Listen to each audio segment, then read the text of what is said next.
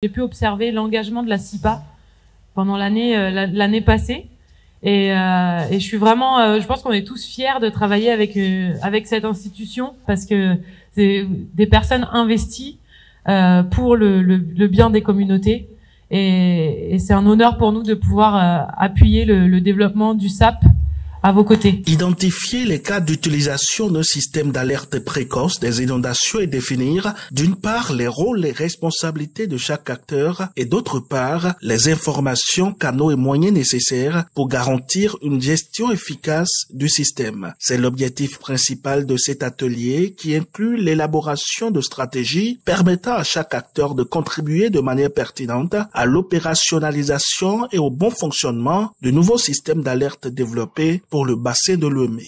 C'est vraiment un espoir très très grand que je nourris, que cet atelier permettra d'avoir un SAP intégré qui nous permettra d'avoir une prévention beaucoup plus accentuée sur les risques de catastrophes liées aux inondations. Et en matière de risques de catastrophes, il faut que nous sachions comment prendre les dispositions nécessaires et que l'information réelle parvienne au dernier béninois qui en a besoin afin de lui permettre de faire face de façon très efficace donc aux inondations. Qu'en matière de système d'alerte précoce au Bénin, on ne travaille plus par approche projet, mais qu'on puisse s'inscrire dans une durabilité, que toutes les institutions ici présentes puissent effectivement inscrire dans leur plan de travail la question du SAP et son budget.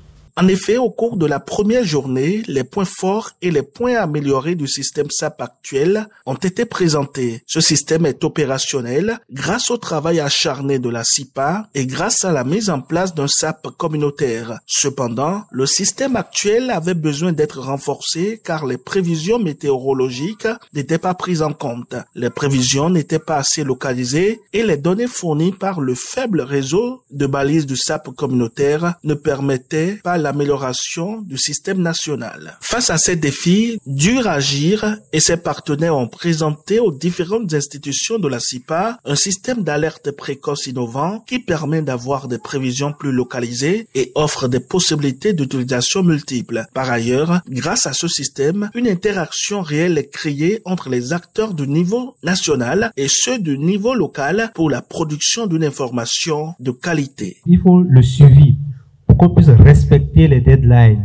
Si quelque chose ne marche pas, il faut qu'on puisse vraiment s'associer pour corriger rapidement et aller de l'avant. On ne peut pas faire le bonheur des communautés sans leur implication. Et pour ça, les partenaires techniques vont faire leur temps sur le terrain et se retirer après. Et laisser la main aux communes et aux communautés.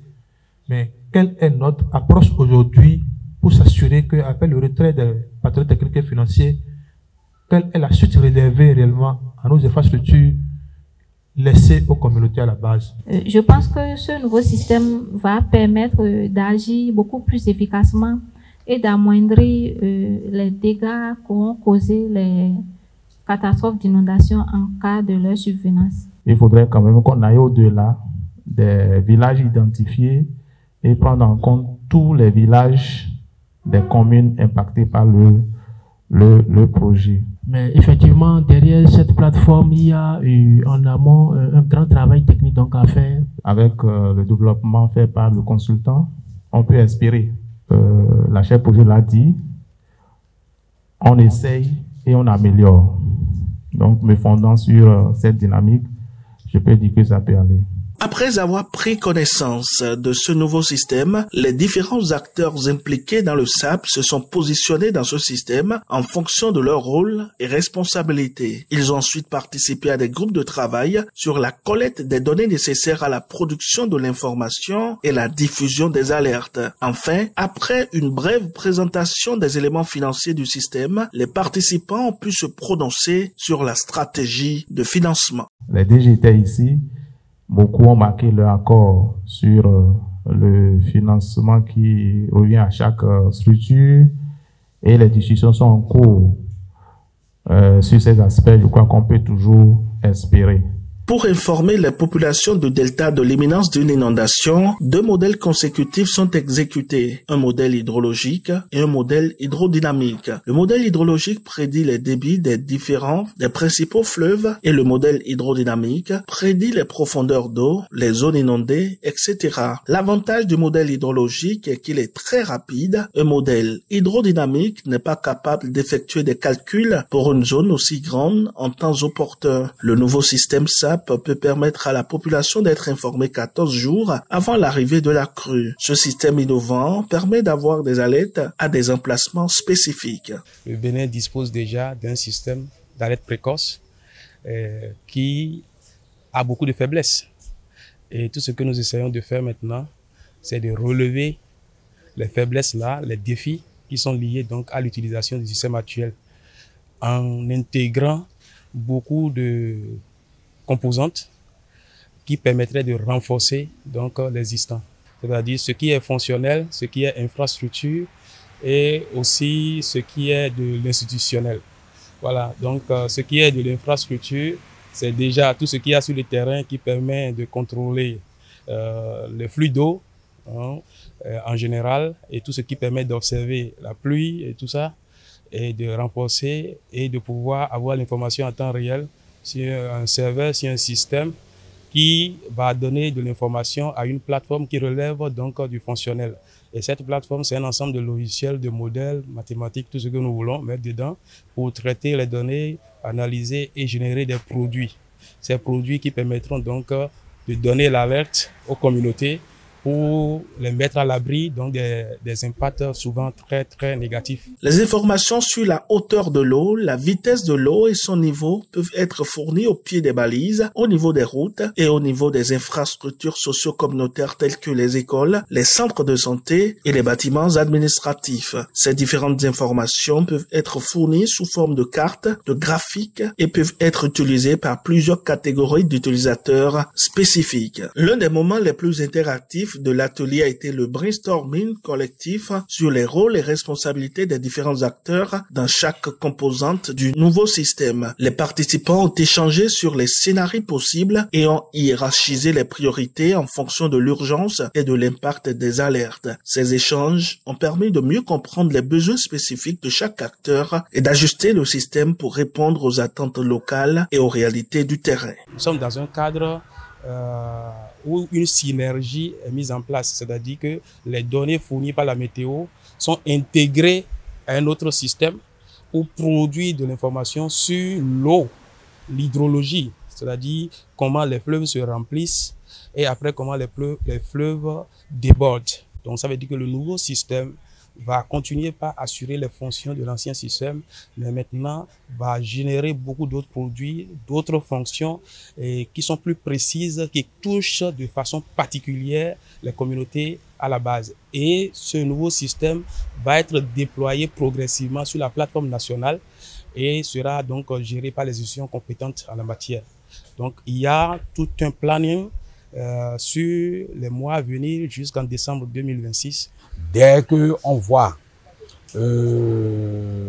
l'outil qui sera installé au vert, à l'orange, dans le vert ou dans le rouge, qu'on n'attende même pas le rouge, que les populations sachent que dès qu'on sent une légère montée au niveau de l'outil et que les dispositions soient vite prises pour éviter le pire. Il faut alors penser à anticiper sur le risque plutôt que d'arriver comme des sapeurs-pompiers. L'un des moments forts de cette journée a été la réflexion personnelle des participants qui ont dû identifier les besoins en fonction de leur rôle et responsabilités. Cela a permis de souligner les défis à relever pour assurer une gestion optimale des alertes, notamment en matière de communication, d'information et de coordination entre les différents acteurs. Au nom de l'ANCB, nous trouvons que c'est un atelier très important pour les collectivités locales. Parce que lorsque nous parlons des catastrophes, ces catastrophes interviennent sur les territoires des communes, sur les territoires des collectivités locales. Il est important, à travers cet atelier, que la question du système d'alerte précoce soit prise au sérieux par les collectivités locales et même par l'État. Un autre moment fort de la journée a été la présentation de la démarche et des résultats de l'identification des besoins financiers qui aboutit à des échanges portant sur les stratégies de financement et à l'engagement des directeurs généraux de l'eau, de l'ABPC et Météo Bénin à produire une feuille de route pour asseoir la durabilité financière du système d'alerte précoce intégré. Le système d'alerte précoce intégré est un outil très important de la prévention des risques de catastrophes au niveau de nos communes. Si j'ai choisi d'apprendre par cet atelier, c'est à cause vraiment de l'outil, ce système qui sera mis en place pour vraiment gérer les questions de risques et de catastrophes dans notre pays. Cet atelier m'a permis de comprendre ce que fait le projet du RAGIR, de faire une distinction nette entre l'ancien système de gestion des alertes et le nouveau qui sera implanté, de savoir à l'issue de la cartographie du rôle des institutions, ce qui est revenu à la Croix-Rouge béninoise, à savoir agir aussi bien dans la préparation, dans la réponse que dans le relèvement. Mes attentes sont relativement comblées. Surtout en ce qui concerne la compréhension du SAP et du SAP intégré. Tout ce qui est prévu en termes d'appui, en termes de notions élémentaires, notions nécessaires pour les préfectures aujourd'hui à appuyer les communes. Là où nous en sommes à l'issue de cet atelier, je peux dire que ces objectifs ont été atteints réellement. La seconde journée a débuté par un aperçu et une analyse des résultats de la première journée, suivie de la présentation des prochaines étapes clés pour l'opérationnalisation du nouveau système et pour la prise en main par les acteurs de la SIPA. Vu les possibilités multiples offertes par le nouveau système, les autorités à divers niveaux ont toutes adhéré à la pertinence du SAP intégré et les prochaines étapes retenues sont l'organisation des sessions de travail d'une part avec l'ABPC pour définir les produits et le protocole de diffusion des alertes et d'autre part avec la DSI, la SIN pour définir la feuille de route de la migration du système sur le serveur de la SBIN. Le premier déploiement de la première version des modèles permettant de générer les bulletins d'alerte, les tests du nouveau système et l'amélioration du système selon le retour des utilisateurs. Ça m'a vraiment plu de voir que on est tous d'accord sur la pertinence de ce qui est proposé pour améliorer la prévision et améliorer les conditions de vie de la communauté.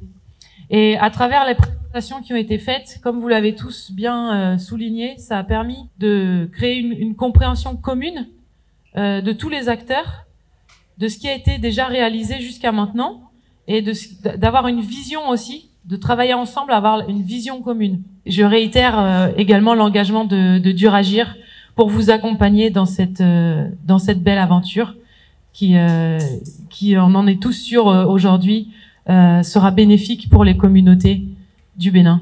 Ces 2 journées de travaux ont permis aux participants d'exprimer leur satisfaction quant aux discussions menées et aux résultats obtenus. L'atelier a été clôturé par une photo de famille symbolisant l'unité et l'engagement collectif autour de ce projet d'une importance capitale pour la sécurité des populations de la basse moyenne vallée de l'Ouémé face au risque d'inondation.